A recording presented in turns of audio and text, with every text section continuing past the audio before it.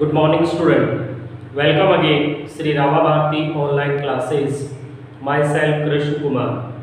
तो बच्चे आज के कक्षा में हम कक्षा 9वीं के लिए एक नई पॉइंट को स्टार्ट कर रहे हैं और आज की हमारी कविता है एक फूल की चाह, जिसके कवि हैं सियाराम शरण गुप्त। तो बच्चे आज हम अपनी कक्षा में एक फूल की चाह सियाराम शरण गुप्त की कविता को आज हम करेंगे। तो जैसा कि स्टूडेंट आप लोग जानते हो कि कविता की व्याख्या को करने से पहले आप इस चीज़ को जरूरी समझते हैं कि भाई आप लोगों को उस कविता की भाषा की विशेषताएं और कविता के कथानक से आप भली प्रकार से परिचित हो। कथानक की विशेषताएं मीन्स कवि ने किस विषय पर अपनी कविता को लिखा है, क्या संदेश को देना चाहता है उस विषय से, उस विषय में उन्होंने किन चीज़ों का, किन घटनाओं का वर्णन किया है। ये तो हो गया इस कविता का कथानक। और भाषा शैली का मतलब ये है कि कवि की जो कविता है उस कविता में उन्होंने कौन कौन सी भाषा का कौन सी भाषा का किन शब्दों का उन्होंने प्रयोग किया है। तो आज की हम कक्षा में सियाराम शरण गुप्त की एक फूल की चाह कविता की भाषा और कथानक दोनों पर चर्चा करेंगे। तो सबसे पहले हम भाषा शैली की बात कर लेते हैं। तो सियाराम शरण गुप्त की जो कविता है एक फूल की चाह, इसकी भाषा की विशेषताएं इस प्रकार से देखिए, जैसे आप सब पहले देख पा रहे होंगे खड़ी बोली भाषा का प्रयोग। सियाराम शरण गुप्त ने एक फूल की चाह में खड़ी बोली भाषा का प्रयोग किया है, जिसको आप शुद्ध हिंदी, मानक हिंदी जिसको आप कह सकते हो, खड़ी बोली भाषा का यहाँ पर प्रयोग है। दूसरा है तत्सम शब्दों की अधिकता। अब खड़ी बोली भाषा का तो प्रयोग किया है, लेकिन खड़ी बोली में जो शब्दों की अधिकता है वो तत्सम शब्दों की ज़्यादा है। तत्सम मीन्स संस्कृत के वे शब्द जो हिंदी में बिना किसी परिवर्तन के प्रयोग कर लिए गए, ऐसे शब्दों का प्रयोग कवि ने अपनी कविता में बहुत अधिक मात्रा में किया है। तीसरी इसकी विशेषता है छुआछूत की समस्या पर आधारित। इसमें जो विषय को उठाया है, जिस गंभीरता को कवि हमें समझाना चाहता है, वो विषय इसमें है कि कवि ने इसमें छुआछूत की समस्या को उजागर किया।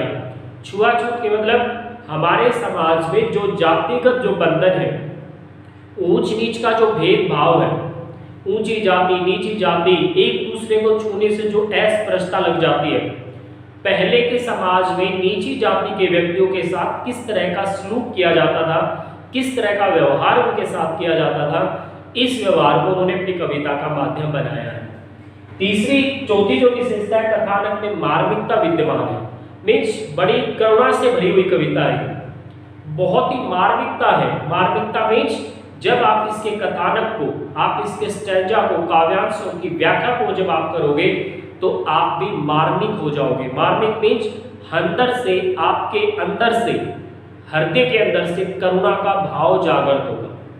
क्योंकि ये जो कविता है ये सियाराम शरण गुप्त की बहुत ही प्रसिद्ध कविता है। मैं इसके कथानक की बात कर लेता हूँ। बहुत ही प्रसिद्ध कविता है ये सियाराम शरण गुप्त की एक फूल की चाह। और मैं आप लोगों को एक चीज और बता दूं बेटा, ये कविता बहुत लंबी और बहुत प्रसिद्ध कविता है, परंतु आपके सामने जो इस कविता में दे रखा है, जो काव्यांश इसमें दे रखे हैं, वो इसका एक अंश मात्र है। अंश में पूरी कविता आपके सिलेबस में नहीं है, ये सिर्फ उसका एक अंश कवि ने उठाया है। और बिल्कुल सत्य घटना पर यह आधारित कविता है, क्योंकि ये कविता कवि ने किसी बाहर के चरित्र के ऊपर नहीं लिखी, किसी और को नायक या नायिका बनाकर नहीं लिखा। इस कविता को कवि ने स्वयं अपनी बेटी के ऊपर लिखा है। तो इसलिए ये जो घटना है, इसमें जो कथानक इसका है, कथानक मतलब किस घटना को कवि ने अपने विषय का आधार बनाया है। ये जो घटना इसके अंदर है ये वास्तविकता में सत्य घटना है। अब इस कथानक का वर्णन कर लेते हैं। कवि ने इसमें क्या किया बेटा कि अपनी लड़की के बारे में इसमें वर्णन किया। कवि के गांव में क्या होता है कि महामारी फैल जाती है। महामारी उस बीमारी को कहा जाता है जो एक बड़े लेवल पर फैल जाती है, उस बीमारी को महामारी कहा जाता है। तो कवि के गांव में महामारी फैल जाती है। अब महामारी की वजह से क्या होता है कि रोजाना किसी न किसी के घर में मृत्यु हो रही है। तो मृत्यु की वजह से महिलाओं की क्या हालत है, पुरुषों की क्या हालत है। गांव में ऐसा कोई घर नहीं बच रहा जिनके यहाँ किसी न किसी की मृत्यु ना हो रही हो। तो इसकी वजह से महिलाओं की क्या हालत है उसका वर्णन कवि ने किया है, पुरुषों की क्या हालत है उसका वर्णन कवि ने किया है। पूरे गांव में हाहाकार मचा हुआ है, अशांति है, रोने की, चिल्लाने की, आंसू की धार लोगों की आंखों से निकलती हुई दिखाई दे रही है पूरी कविता में। तो इतनी ज्यादा मार्मिकता इस कविता के अंदर। ऐसे वक्त में कवि की जो लड़की है जिसका नाम सुखिया है, वो अभी बहुत छोटी है, उसको ये बीमारी जैसे शब्दों का पता ही नहीं है, इसलिए उसको कोई परवाह नहीं है बीमारी की। वो अपने घर से बाहर अपने दोस्तों के साथ खेलती रहती है, अपनी गली के बच्चों के साथ वो खेलती रहती है। कवि को बड़ी चिंता रहती है। कवि सोचता है कि इस बार किसी प्रकार अब की बार इस बीमारी से उसको बचा लूं, ताकि इन फ्यूचर अगर गांव में इस तरह की फिर कभी महामारी आती है तो तब तक तो क्या हो जाएगा कि उसकी जो लड़की है वो थोड़ी सियानी हो जाएगी, समझदार वो हो जाएगी। इसलिए कवि उस महामारी से लड़की को बचाना चाहता है, लेकिन वो तो अभी लड़की है, बहुत छोटी है वो तो, इसलिए वो घर में रुकती नहीं, वो बाहर खेलने चली जाती है। और जब तक वो बाहर रहती है ना, तब तक कभी उसको निहारता रहता है, देखता रहता है कि भाई वो लड़कों के साथ खेल रही है, बच्चों के साथ, या कहीं बैठ गई है, क्योंकि बच्चे तो खेलते रहते हैं, थक के बैठ गए, इसका मतलब कहीं इसमें बीमारी तो नहीं आ गई है। तो कवि का हृदय जो है ना बड़ा चिंतित रहता है जब तक कि सुखिया बाहर रहती है। और एक दिन कवि के हृदय के अंदर जो डर था ना, वो डर सच साबित हो गया। कवि की लड़की जो है वो बीमार होगी, सुखिया जो है बीमार होगी। एक दिन जब वो घर में आई बच्चों के साथ खेलकर, तो कवि ने देखा उसका शरीर बुखार से पूरी तरीके से तप रहा है, बुखार में बहुत ज्यादा बेचैन हो रही है वो।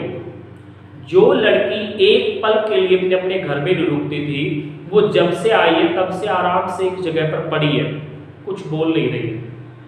अब कवि कहता है कि पता नहीं उसने किस डर की वजह से या उसके मन में ऐसा क्या आया, उसने अचानक कवि को कहा कि पिताजी मुझे जो है ना माता के मंदिर से, जो गांव में दुर्गा माता का जो मंदिर है, उस मंदिर से प्रसाद स्वरूप उनके चरणों में चढ़ावा एक फूल लाकर मुझे दे दीजिए, ये मेरी अंतिम इच्छा।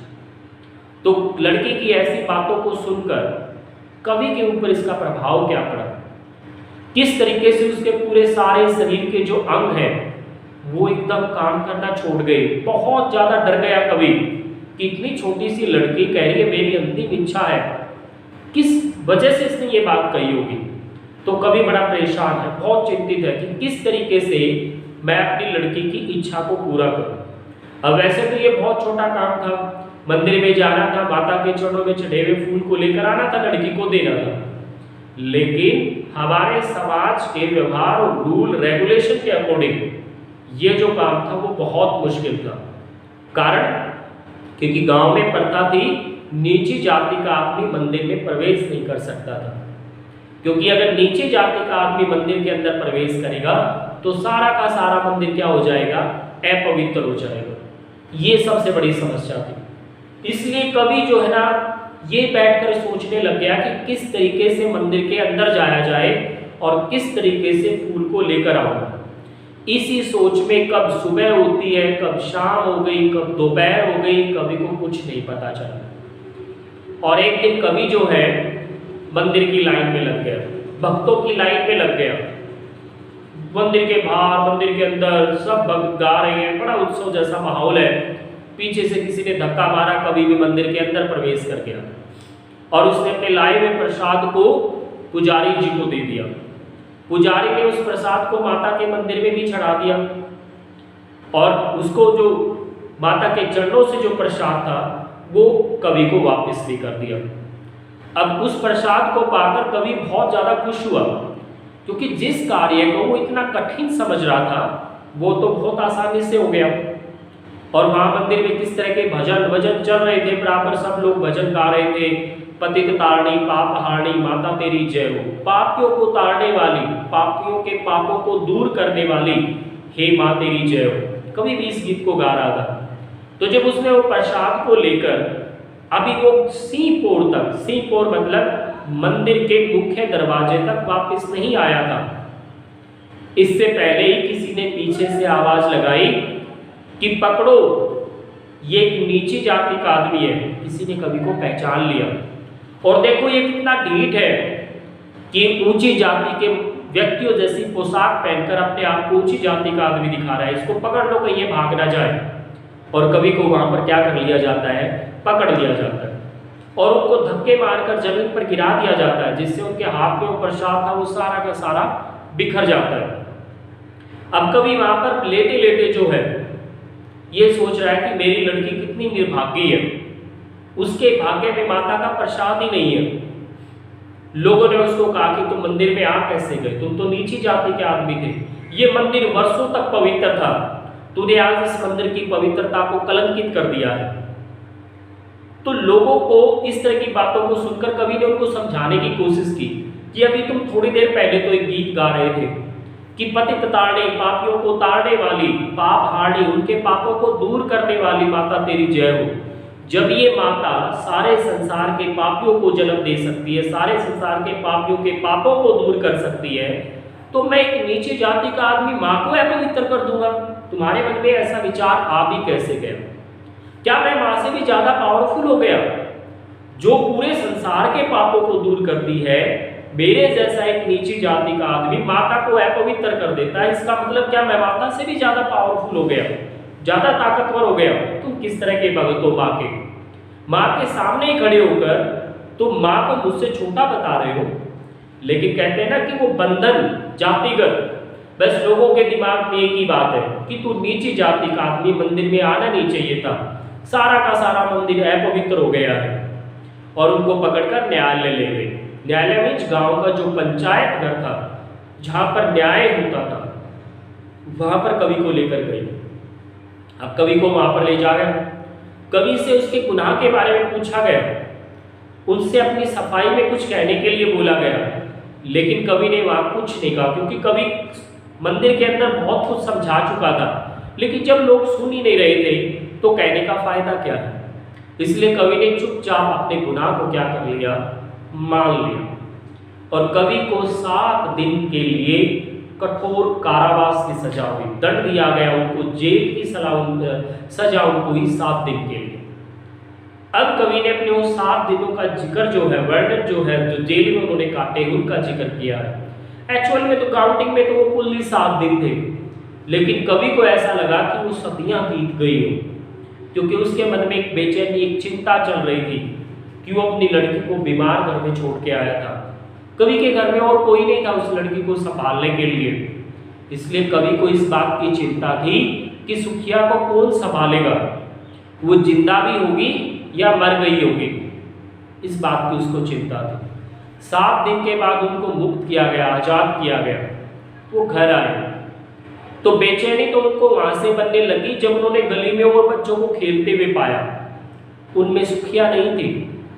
तो कवि को चिंता तो वहीं से हो गई कि इसका मतलब या तो अभी तक सुखिया बीमार है, क्योंकि अगर वो ठीक हो गई होती तो बच्ची अकेले बिना नहीं रहती। वो जल्दी जल्दी कदमों से वो घर तक पहुंचा।